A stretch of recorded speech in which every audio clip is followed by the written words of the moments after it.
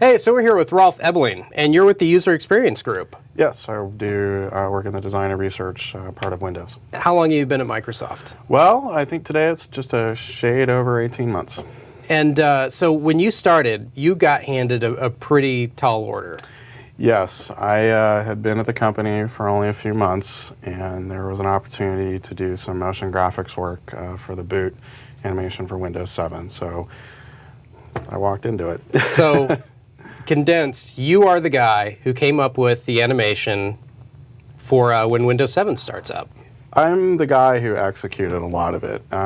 Nothing we do in the design and research department doesn't pass through a lot of talented thought, from people in the department. My manager, Sam Moreau, he wanted to do something with light and energy that would sort of foreshadow the good work they were going to do in the taskbar and the default desktop and the start button. And I gave me a shot at doing it. And so I did a lot of the visual explorations and the final animation. So when someone comes in and they say, hey, we want you to do the animation for when Windows starts, what goes through your mind?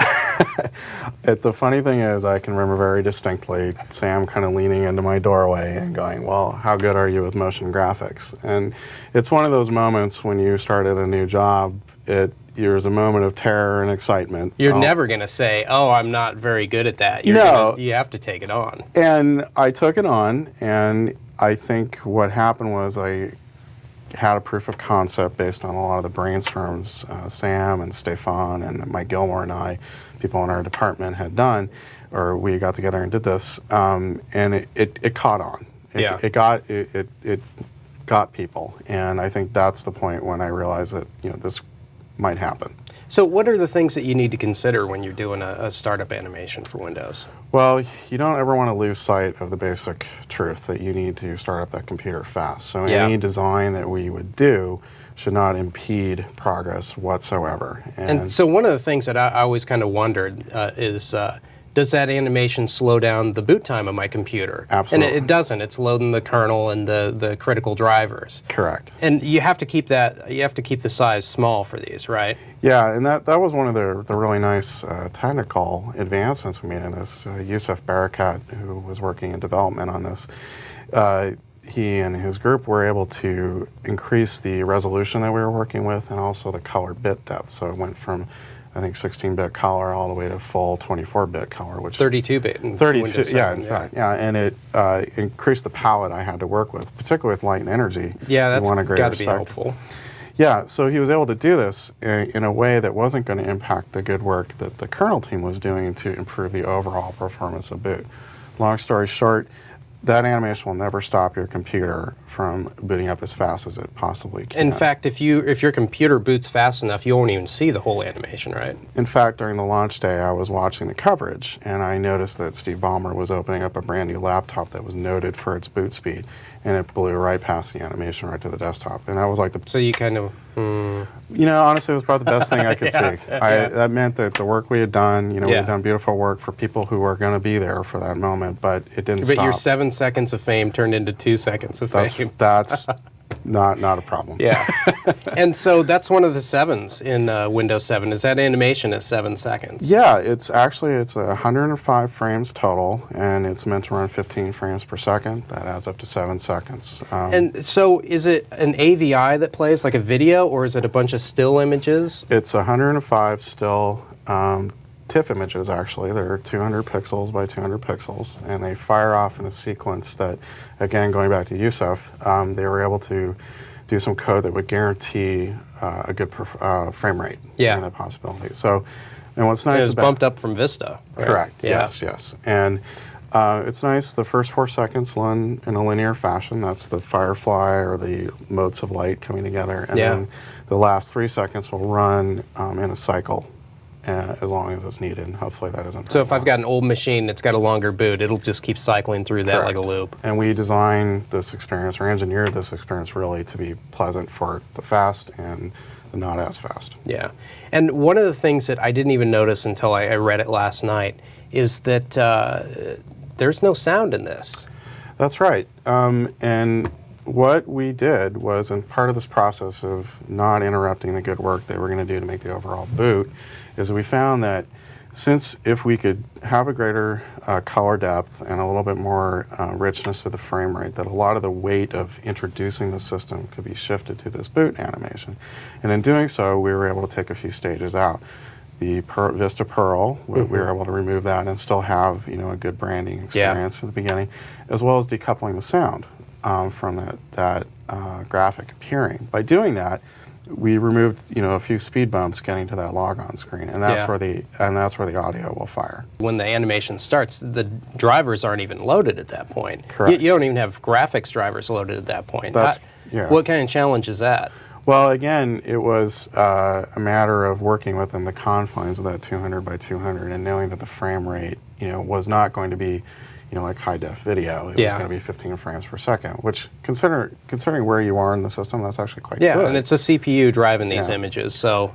So in terms of the design, I actually had to make sure that the movement of the elements wasn't going over great distances, because that would draw attention to the fact that there wasn't a fuller frame rate. Yeah. So there was a much more subtle movement to it, especially the pulsing of the light. So that's the kind of challenges I was having. Yeah. And on the other end, these guys are actually doing the real code to make this thing work. Yeah, so, yeah, there's those people too. Yeah. Frankly, that's where the important stuff was going on. I made some, you know, little light and drawing. Cool. So how much direction did you get on this? Well, as I mentioned, we initially started this with Sam Moreau and some of the other designers in the department, and it was brainstorming, whiteboarding, and then the interesting thing was, while I did spend a lot of time personally, you know, doing all the animation work, all the different variations, there was upwards of 35 iterations that I did to finally land at the one that shipped. It was a lot of that sort of fabled hallway conversation. People would come into my office in the morning, see what I was working on, and really the challenge and sort of the fun in all this was synthesizing all that commentary. Like, how do you keep the core idea, which we all believed in, but still get all the good feedback from both people in the department, as well as our partners in marketing, on the engineering side. And that was actually a real challenge, you know, like how do you keep the core essence of an idea, but with, you know, still taking the good feedback. And that was a good, you know, 3 or 4 months of that. And it was a great way to meet people. Yeah. And also, I think, help people get to know me, because I was the new guy. Yeah. And see how I handled it. And I think, you know, it's subjective, but I think it came out pretty well. So did you get to the point where you're like walking around the world, looking at everything and thinking about it as how it would be, yes, you know, part of the animation? There, you know, inevitably there's some late nights working on something like this, and I can remember very distinctly driving home on the freeway and just noticing how the light was sort of pillowing out. I don't know if that's the right verb for it, but, you know, from the water gathering on the windscreen of my car. And it's not a literal translation of that in the design, but just the sensibility, the impression of it. And I found also, like, looking back at movies from my childhood, like how directors would capture light in certain situations, or animation, you know, from, you know, animated movies I liked. You know, just sort of synthesizing that into a sensibility, and then, you know, applying it practically, like, you know, how did I, you know, layer the certain, you know, firefly over a lighting effect and things like that. So it's kind of a murky answer, but that's basically how I did it, you know. So we were talking earlier, and you said you were watching the light come through the curtains in your apartment. Yeah, the funny thing was, I was working on this, and we wanted as a companion to the boot, for those people who are upgrading to Windows 7, there's a few seconds toward the end of the process where you'll see a sort of light sliver across the bottom of the screen, and it sort of oscillates between the colors that are used on the boot screen. And that was something that I did very quickly, and it was all because I was lying on my bed, watching my daughter play with something, and the light was coming underneath the curtains, these they're vertical blinds, now that I think about it, and just seeing the ripple of the sunlight on the carpet, you know, something you wouldn't immediately translate into this, but I was like, there we go. Well, now every time I do an upgrade, I'm going to be looking at that, thinking about your vertical blinds. It's a fun little thing. So you've got some sketches and stuff that you started with. Let's take a look at some of those. Okay. So this is one of the very first sketches I had done after Sam had kind of leaned in my doorway and asked me, you know, how I was with motion graphics. And what I did here is just simply pen and paper, a little bit of highlighter pen just to show the motion. Originally, going back a little ways, there's the pearl that's in the Vista boot. We originally wanted something that would sort of introduce the pearl. Yeah. Because it was part of the sequence that existed. So what I was trying to do is show how these motes of light, or the fireflies as we sort of loosely refer to them as, how maybe they could construct the pearl. So this is one attempt at it. And you can see here I'm even emulating the light effect, that was in the Vista boot. Are you an artist? The funny thing is I'm an English major from UCLA, but I've always been kind of the art kid. Yeah. In high school, I was the art director of the yearbook and doing band T-shirts for my friends' high school band and things like that. And so my background, eventually ended up being in editorial design, and so it's a hobby became a vocation for me. So. Cool. This is another version of it here. I was trying to see, well, maybe I can kind of draw the outer curve of the pearl, and at the same time the window starting to open.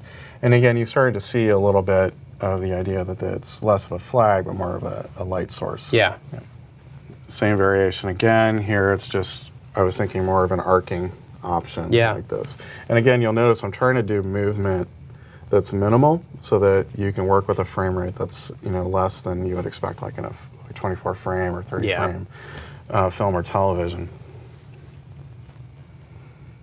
Finally, this is just a whiteboard drawing I'd done one morning, and it's a little bit difficult to understand it, but this is where we started to play around with the fireflies moving in a circular pattern. So really that's the important part of this drawing, because I just remember this was the morning we realized that was probably an interesting way to do it. So this is what went on to be what we have today. Yeah, in a loose way. I mean, there's elements of this drawing. It's not sequential. It's just little bits are important out of it, and particularly that bit so right the Windows startup animation on a whiteboard. You saw it here. Yeah. And this was an early iteration based on that whiteboard drawing, showing like how the sequence of motion could go. Particularly here, and if we have a chance to look at it, I did an early proof of concept, which I referred to earlier, is there are a lot of overlap of these light things, and there's some lighting effects here where there's an additive, kind of glow to it, which we can take a look at. So what we're looking at here is a screen capture of the Vista boot, and you can see that it has sort of a crawl along the bottom, progress bar, and then this was the sort of iconic image that started off Vista. So this is the thing that we originally were going to build into, but over time, after I did a proof of concept, we felt that we could probably put more of the introductory weight on this. And this is the actual first proof of concept I did, which was just a very simple animation using layers and different color blending opportunities. And then here, you'll notice these are variations on the resolved image that was going to be at the end. We originally went from something that was sort of an amorphous circle that would resolve into the pearl, and then here you start to notice the pearl isn't here anymore, and we're right down to the Windows flag. Yeah. And those last three that you saw right there, that eventually became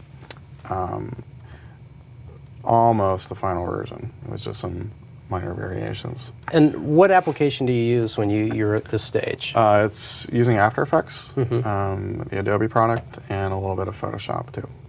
So what we're looking at here is the final version of the Windows 7 boot animation. I made a simulation here of the dust, or what you actually see on the screen, but you can see it here, it's just running linearly, but it's that pulsing flag that will actually loop as needed, but hopefully not much.